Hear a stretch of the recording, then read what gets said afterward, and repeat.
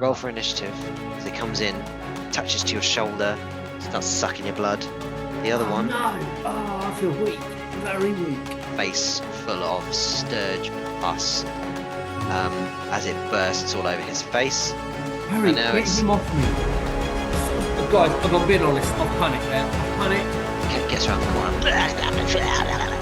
On his second blow with his mace, naturally, like the helmet goes clean across the room, and the rest of the armor just starts kind of falling apart and just this pile on the floor. I will let you live then.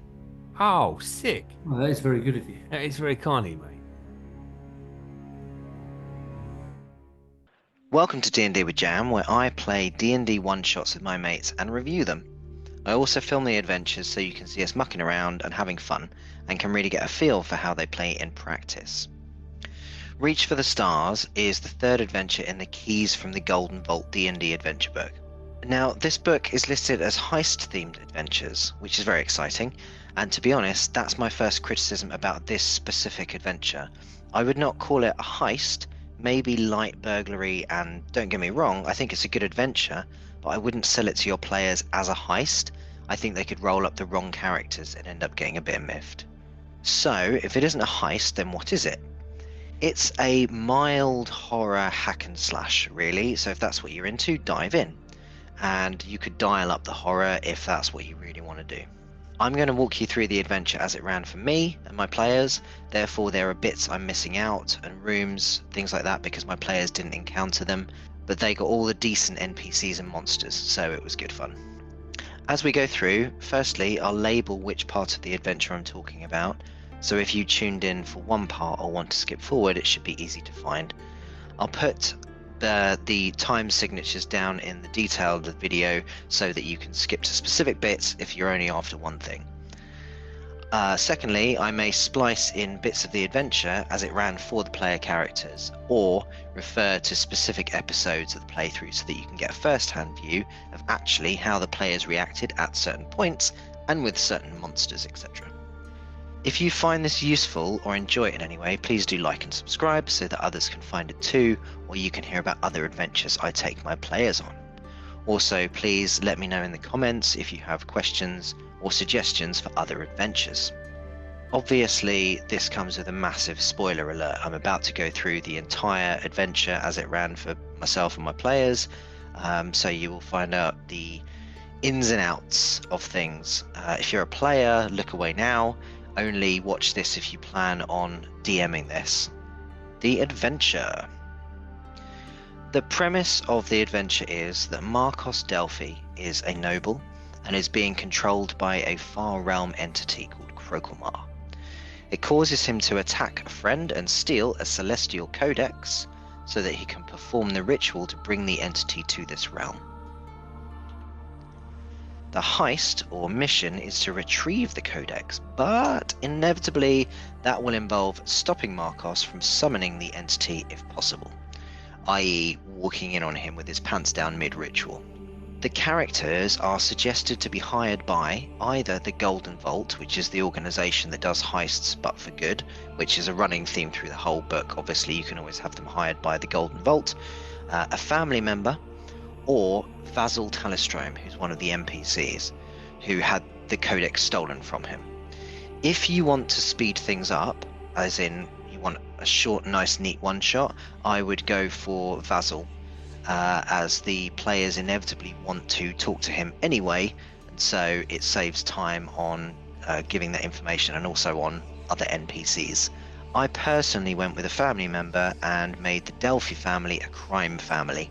It just felt cool and also allowed me to use a Delphi dragon as a reward, which was something that I made up, but basically a gold piece that has the Delphi emblem on it and means the family, the crime family, owes you a favour. And that's in episode 1 if you want to check that out. So, Why am I hiring you? Oh, so straight to business then. Yeah, well, you know, I like to relax, but I do like to do business as well while I'm relaxed. I can tell you why I'm hiring you. Do you know my family? not personally, no. Okay. I feel like Yeah, I mean, I recognise you, a man of stature. You are someone important. So yeah. I mean, I do not know your family personally. I feel It's like okay. outside of my circles, I'm just uh, a lowly tradesman, if you like. You know what I mean?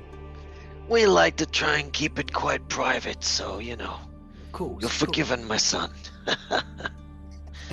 Well, does the name Delphi mean anything to you? After they met Vido, Delphi, they visited Vasil anyway. At this point, I think they floundered quite a bit as they were not sure what to ask Vasil. There is guidance in the adventure suggesting what Vasil offers them. He has previously hired a party that have perished, so he gives them the same deal unless they negotiate, which hopefully they will, with persuasion checks aplenty. I get the idea that Vasil is book smart and then can therefore be relatively screwed over in a negotiation by unscrupulous PCs, which was definitely what I had. Following this, they travel to the mansion, the Delphi Mansion, but bump into a ghostly floating head. This is Elra Lionheart, the last adventurer that Vasil hired that died. I really enjoyed playing Elra, and you have a bit of flexibility in what she can say. Elra, before we carry on, are you alive or dead currently? I'm dead. I'm quite clearly dead, and sorry. I'm trying to talk here.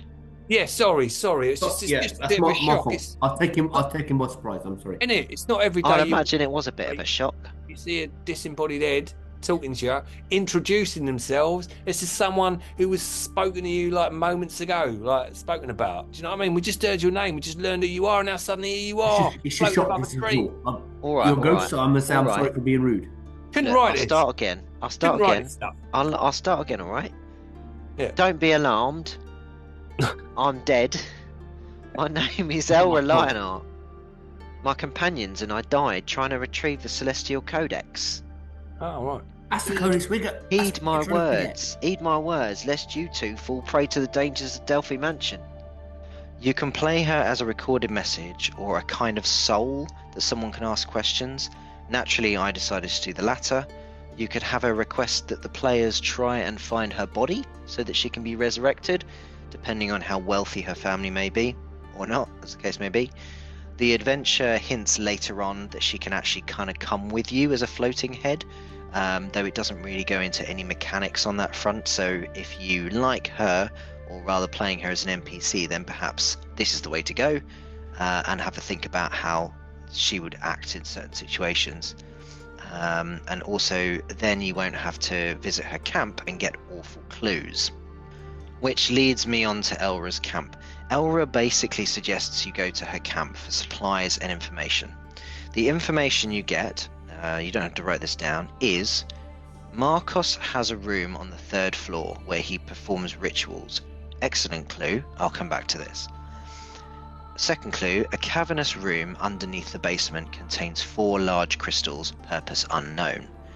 I didn't like this clue, and I will shortly tell you why. The third clue is the password for the windows, which honestly feels a bit weird, but does help suggest the characters might consider climbing through the window, not necessarily on the ground 1st floor. I think this clue is also helpful. The characters are also, at some point, given a map of the mansion. I had the initial NPC who gave them the job, because it was a family member, give them the map, but they will find it if they interrogate Elra's camp as well. So the characters arrive at the mansion with the following information. The basement has something interesting in it. The password to the windows so that they can get in on any floor, drop a rope down, and that Marcos performs rituals on the 3rd floor. I think this information, coupled with what I know of the adventure, is the big problem with the adventure. Because given this info, I would think as a player, the end game is on the 3rd floor. Which I guess would then make me think, well, we don't want to spoil it and rush there first. Therefore, let's check out these weird crystals in the basement. Perhaps there's something we need to learn or break to make the end game easier, then work our way up the house. However, in my heart of hearts, I believe the writer thought, I know, I'll lure them to the 3rd floor where Marcos isn't, but there is a lot of opportunity to find out information, and then they can fight their way through the House of Horrors all the way down to the basement where the end game is. that's what I would think, and that's exactly what my players did, which meant it would have been a super short adventure if I hadn't spotted that. So if you want a really, really, really short, pointless adventure, then feel free to go with that. But it's just something that you really need to be aware of if you're going to run this adventure, so that you can make considerations and changes. The adventure would be made even quicker given issue number 2. Okay, so I'm not sure if I'm missing something here, but when you go down to the basement, there's a secret door that's clearly a big deal. It's the pathway to the end game, and there are multiple ways in the mansion of getting the password to the secret door from various NPCs, which you don't want your players to miss out on because they're very, very fun. Yet, on the map, there is clearly a door to the south of the secret door, a normal person's door. Like, why bother with the secret door? And the whole end game is through the secret door, or in this room and then further on. I think it's a mistake, honestly. Furthermore, if you remove the normal door, which completely nullifies the need for a secret door because it's to the same room, the actual book suggests that they can bust through the secret door with a strength check of 20. They can just bust down the secret door. Now, this secret passageway, this secret door, absolutely leads to the end of the adventure in half an hour, basically. So if they come down here first into the basement and they haven't done the other 3 floors of House of Horrors fun, then you've got a very short and kind of not so good adventure. So you need to do something about this secret door and this normal person door as well. So here we find ourselves in a situation where the adventure is not only potentially very short, but there are clues that may well draw players in that direction. So to deal with this issue, what I did was, first of all, when I gave them the map, I sealed the basement off. The basement was its own little room. I didn't have the other areas blanked off or anything like that. It was just, that's what I led them to believe was the entirety of the basement. Same when they went to the basement as part of the adventure. When I revealed the room, it was sealed off from the other bits. Otherwise, come on, it's obvious. If you've got a big block to the side that's blocking a room that they don't know yet, but they can't see how to get into that room, they're going to metagame that there's a secret door there and look for it anyway. Also, the normal person door, I have basically kind of just photoshopped over. I mean, it's rough, but it did the job, basically. So that's what I would suggest you do in order to avoid it being a terribly short adventure. Let us now continue on through the mansion. Hopefully, your players are either travelling through the mansion upwards from the front door, or they have gone in through the 3rd floor via the window, because that's where the fun is. My players went in through 2 entrances, the front door, because why not, and the window to the dining room. I think he just wanted to be sneaky, to be honest. Since the day Marcos contacted the entity, Eldritch magic has warped the mansion and the people inside. This is represented by Eldritch Surges. There's a table in the adventure whereby any time a spell is cast, or when certain rooms are entered, a magical effect is triggered by rolling on a D4 table. I think this is really cool and also links into the adventure towards the end. However, I chose to have it only trigger based on the rooms that are stated when someone enters or leaves one of those rooms, rather than every use of magic, as, to be honest, I think it would have been too much to keep up with. But you can make that call, especially as one of my players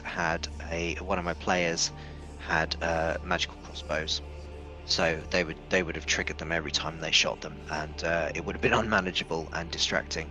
The air clears. The air clears in a moment, in an instant. Yeah. Somewhat surprising. And are you? What are you doing? Are you moving through? I'm gonna be like, oh, this is interesting. I'll be like, Alf, the air's cleared up. But I'm just. Yeah, I know. I just hit the floor. I was trying to swim in it and fell on the floor. Oh no. Oh, It's you're rubbish. right. Oh well, I'll be back in a mo. Right, pal. I'll stay here. I'll have a look at it. I'll look at this Squires. movie picture. Over here, Yeah. drinking his wine. Yeah. Alfonso's staring at pictures. Yeah, I'm just going to run also through. staring at pictures. Just going to run if you through. wanna Okay, nip cool. back through. 1, 2, 15, I don't know if you've seen this, Farina. This is me in costume, see? What We had to wear a prosthetic nose. I had a big beard on, bigger than this one I've currently got. It was much like white. And I had long hair and I had a wizard's hat. And that sound is like slightly getting quieter and quieter as Gustav is getting away. Right, you get to about there, and then you blah blah blah blah blah. You need to make a dexterity saving throw, please. What? Dexterity saving throw. Dexterity saving throw. Let me get my thing out. Boop, boop, boop, boop, boop, boop. Dexterity saving throw. 19. 19. Okay. Mhm. So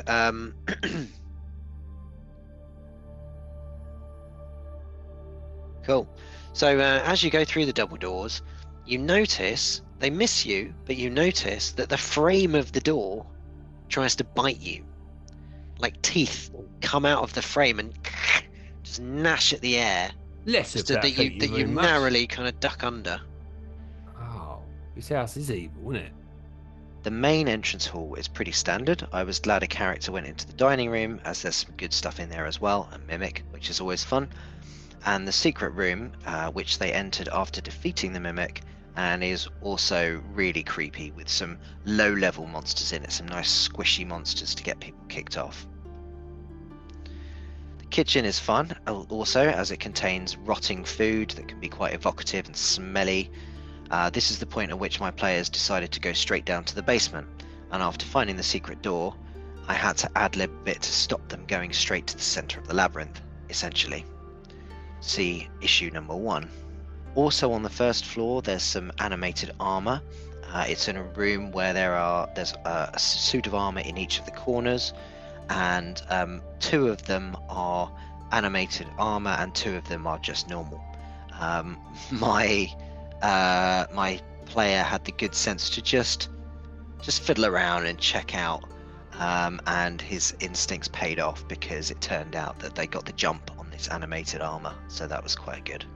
The second floor, my players actually pretty much bypassed this floor, so I think unless you specifically put a carrot in there or something to draw the players to that floor, they might well just bypass it. So if you look at those monsters and NPCs on that floor and think, oh yeah, this is a great floor, then you need to put in a clue to make them explore that floor. For the record, on this floor are Marcos's office, an alchemy lab, a smelly meditation room that has a trapdoor rather creepily into the bathroom above, and some student rooms. There is some information, treasure and interaction on this floor, but I honestly can't see the appeal for players. If you would like them to have a thorough rummage, then I would suggest finding a way of encouraging them, or letting them know as characters that they should thoroughly investigate every floor and look under every rock, which I think as DM you can do that. That might exceed the standard one-shot timings though. So this is where I think it gets fun. If taking the spiral staircase, then the players encounter a fun NPC called Zala that has been turned into a Nothic. Zala has a good amount of info, but has to be negotiated with to divulge this. She wants a map from the star map room. So this is a really nice little mini side quest that urges the players on and also gives them something to overcome, something to deal with. So it turns to you and it says, "Look at the beautiful stars." Oh, it's a beautiful night, isn't it? Can the stars hear us? I don't think so. Why don't we need to be quiet then? Who can hear us? Because you can focus on the stars more.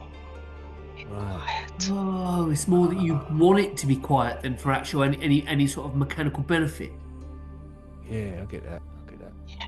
Yeah. Okay, who are you? I'm Zala. On this floor, they meet a hook horror that used to be the butler, who mistakes them for evildoers and is likely to attack, but puts them in a situation where they can either have a big fat fight or read the clues that this monster will probably not kill them if negotiated with. So that's quite fun as well. So it turns around, and it turns around in pain and anger, and looks at you and starts to run at you with its hooks and claws and stuff like that, and it's shouting at you. Why did you attack me? I'll kill you and I'll rid this place of all evil. And it attacks you. Oh, wait, hold up. Did he say he was going to rid this place of all evil? Well, it's attacking you as it said that. Offer it some wine. Give it some Oh, yeah. Oh, crumbs. And oh gosh, good thing it didn't do very well on the first attack. So it's got to you.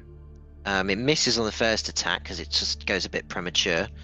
On the second attack, though, it's a dirty 20, so I'm pretty sure that'll be a hit. That hits. Yeah, and that is this might go well for you. 8 points of damage. The one problem with this monster is that they have the password to the secret door, which is invariably what Azala has promised them in the last room. So that's what happened for me. Therefore, if they get it, they may not be inclined to carry on the side quest to the map room where they meet the ghost. So my advice is to find a way for them to know that Zala will give them more info, so that when they meet the Hook Horror, if they find out the password from them, then they still think it's worth going to the Star Map room, basically, because that's fun. I actually think I broke the fourth wall on this one, but ultimately it makes it more fun for them. Then in the map room, there's a ghost. The only real benefit to this room is that Zala has asked for a map, but the ghost does not want maps to leave the room, so it puts them in a mini conflict that they have to try and solve. If they want to go to and fro between Zala and the map room, they will trigger the Eldritch Surges by going through the ritual room D19. So that was the main time that I found the Eldritch Surges being triggered. And they do also then relate to the adventure a little bit later on, apart from just being quite fun for them to deal with. At this point, they're likely to have all the info they need to know what's going on, and that Marcos is trying to bring a far realm entity to this plane. I would imagine that since they have found out a password to a secret door in the basement, and they have checked out the third floor and not found Marcos, that is exactly where they will be headed now armed with a way through the secret door he restricted from them earlier. Finally, they can go to the wine cellar and through the secret door. As mentioned, unless you want a really short adventure, I would find a way of stopping them going through here unless they've gone through all the other floors of the houses that you want them to, at least anyway. I did enjoy the wine cellar, as naturally my players sampled the wine, giving me an opportunity to either have them experience some wines they would never have had the chance to taste, or to dull their senses and skills through inebriation. In the temple, D24, they find some cultists studying a statue. The statue seems to be linked somehow with the Eldritch Surges. This has lots of scope. Ultimately, though, the cultists will want to know who the characters are, so there's either going to be a bluff or a fight, or both if you're lucky. So you are definitely men of action.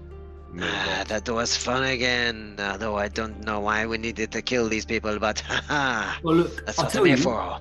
You may not see it now because obviously their blood's all over the floor, but there is dry blood on that, as if somebody has been dragged into this room here. There was some sketchy goings on there. I think they were being deliberately obtuse, if I'm being honest. And I just lost patience with it. After dealing with the cultists, the players will then find the dead bodies of the previous adventurers, including Elra Lionheart, on their way to the ritual. The ritual is the endgame, and I thought it was really cool, except for one thing. It's a great atmosphere and describes the ritual that is happening. You're meant to have 3 rounds of combat basically to stop the ritual once you arrive and figure out what's going on. I would suggest when playing Marcos, you prepare some maniacal chanting, as you do this when you're playing Marcos, and it's super fun. Marcos is cool and is quite tough as well, but is really mainly concerned with the ritual. Now, here's the issue that I just mentioned. Krokulmar is really far too easy to kill. The first thing my player did was shot the entity, with his crossbow, his magical crossbow. I'm walking in, like, all right, is Marcos down here? Marcos, one of you? Marcos? The figure just carries on chanting. As you can see, he's kind of presiding over this form and just chanting. Right. And he kind of looks around, and it's almost like his eyes don't look at you because they're kind of like so focused on something else. But he just turned around instinctively because someone was making a noise, and just went straight back to what he was doing with full focus. Nah, it's not going to happen. As a bonus action, arrange the force ballista thing. I'm going to fire it at the thing that's munching on the body. You got a suit of armor. You've got a what did we call it? A worm snake? Yeah, the worm snake thing is slug-like creature. Slug-like creature. We'll call it that. Yeah. You want to aim at the slug-like creature. Yeah. Wait. So the slug-like creature is on the corpse. It's not on the chanting person, right? It's on the armor. Yeah. On the armor. Yeah. It's yeah. The corpse. So the corpse I'm in the gonna armor. Fire it at that, and it does. Yeah. So it's ranged spell. Right. Is my rolling thing. Okay. So. Again, I'm going to try this approach. Since you're the first one to act, I feel like you get to basically get the first action every round. So, just giving you an automatic, like 30 initiative. Because you're kicking off the initiative, I'm going to make everyone else roll for initiative. So, Alfonso. 19. So, Gustav, you're making your attack. And what was it to hit? 16. 16 is a hit. Perfect. Okay. And that does 2d8 damage. 8 damage. 8 damage. Okay, so can you describe what this looks like? The cannon thing. Right. So so I wander up and I'm like, hey, you're right, Marco, and then he sort of ignores me. And I go, no, not having any of that. And then I turn to the cannon, and it sort of starts to shake and glow and power up, and then it just fires out like a fireball at the thing in the middle. Brutal. So the fireball goes straight to this thing in the middle, and it seems to sort of pass through the edge of the runic circle, and as it does, it kind of almost changes its color a little bit, but it still gets through to this slug-like creature, and obviously causes it pain because it reacts immediately, and like eyes and mouth kind of like reappear and disappear all over it and that kind of thing, and it fixes one eye upon you as well, but it obviously seemed to hurt from that. Actually, it's a bonus action. I can still shoot it with a crossbow as well. I want to try and shoot it in the eye. It's looking at me. Don't look at me, you weird little freak. It's disgusting. Yeah. 23 to hit. That is a that's a hit. And then 8 points of damage again. Okay. This time, the is that your crossbow? Or... Yeah. Okay, cool. So you shoot your crossbow bolt. This time, again, like it's going straight for it. The animated, so the knight, the body, the gauntlet kind of raises in protection. Ooh. And the crossbow just about glances onto the hand, onto the gauntlet. It does still nick the slug-like creature, but with less damage than you probably think it would have done. Interesting. Oof. Okay, Alfonso, what you gonna do? Well, realizing there's only sort of one thing in there, I just hop out and hoy the jar of fire at it, thinking that it'll burn them both. Right, so 20 feet it says you can throw it. So these are each 5 feet, these 5, 10, 15, 20. So you have to either going to step forward to here. Yeah, that's fine. I'm doing it. Okay. This is action time. It's action time. So what do I have to do? Dexterity, is it? Dex, 22. 22. So you're throwing the alchemist's fire. Yeah, the jar of it. My thinking is it'll just burn it all. Okay. So you throw it, Have this.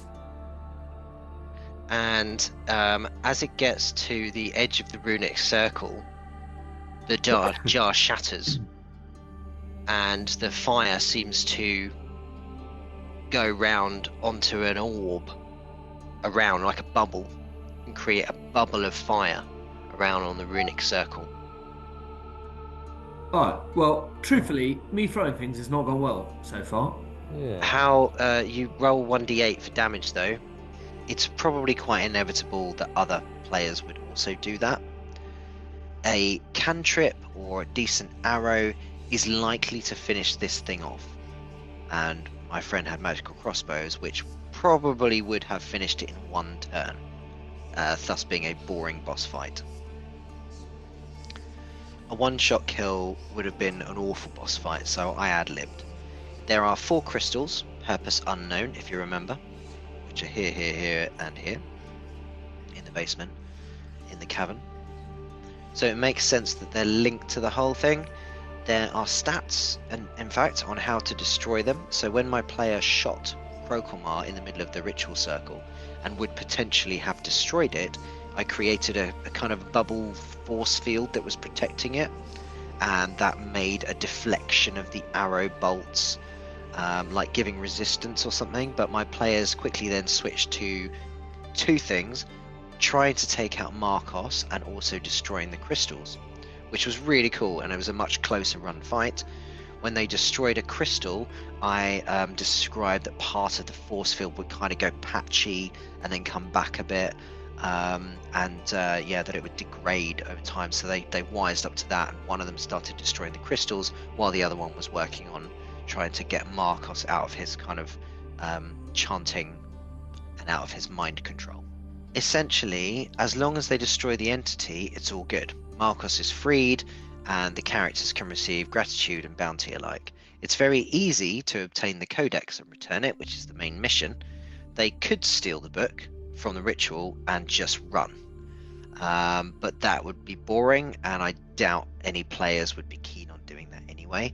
But if they do look like they're going to do that, I would suggest finding a way to keep them involved, like Krokelmar mentally reaches out to them or something like that.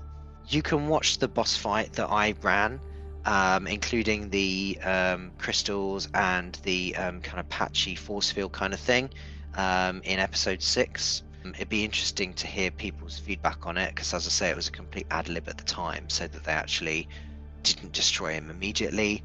You know what it's like, you have to ad-lib these things. But I did think it was a fun boss fight in the end, and I felt like it had a good climax, and the players, I believe, when I asked them afterwards, they thought that too. So to recap on the issues, issue number 1, the information that the characters are given draws them to the basement rather than through the mansion, either from the ground up or starting at the 3rd floor and going down.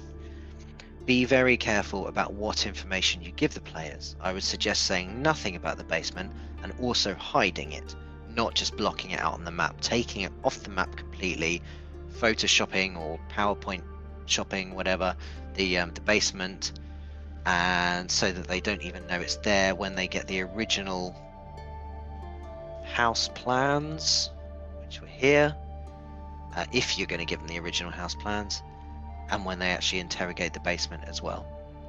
Hide it, don't even show them that there's anything else if they go down that way first. If they go down that way after they've discovered that there is a secret room, not so important and probably less work for you to do, but you kind of want to be Issue number 2. The non-secret door in the basement and the ease of breaking through the secret door without the password. Remove the non-secret door from the map, or make a new map, or just tell them it's painted on, or something. Also, you have the secret door made out of stone with an arcane lock. It may feel a little bit railroady, but 100% believe it's for their own good. Issue number 3, Krokelmar is too easy to kill. As I said, what I did was I created a kind of a force field that reduced the damage that is broken by destroying the crystals. Other than that, I don't know what the crystals are really even for. So you could consider beefing up Krokelmar a little, as I know he's being conjured, but he is super vulnerable and squishy in the book stats. I think he has like 10 hit points. He has telepathy, so you might consider having him reach out to one of the players or some of the players, even actually trying to get controlling one of the players and turning them against each other. If you have a big party, that might be quite cool. But ultimately, have something up your sleeve in case it goes in the player's favor very quickly, too quickly, especially if they've got a reasonable amount of hit points and magic. So what type of adventure is this? As mentioned before, it's branded as a heist, but I would say that it's an investigation with monsters and a kind of a horror theme. As I said at the beginning, you can kind of really dial up the horror. It'd be great as a Halloween game, actually. You'll need characters that can investigate, and contrary to the rest of the book, where stealth and deception are key, in here you need quite a good amount of hit points and or healing potions and spells to get through. I don't see the point in slamming this adventure in any way, but I really think it needs to be seen for what it is, and then it can be enjoyed. It would be a great Halloween game. It's basically D&D 5e version of Cthulhu, really. But I wouldn't sell it as a heist, merely because the wrong characters will probably be created, and people get excited, and then disappointed that they're not using any of their skills whatsoever, and probably dying hideously immediately. So let me know what you think. If you think I've missed something key or any other options, ideas as to how to run, then let me know. Hopefully you will benefit from this, and hopefully others will benefit if you feed me back your comments and we can find other things as well. Thank you very much for watching.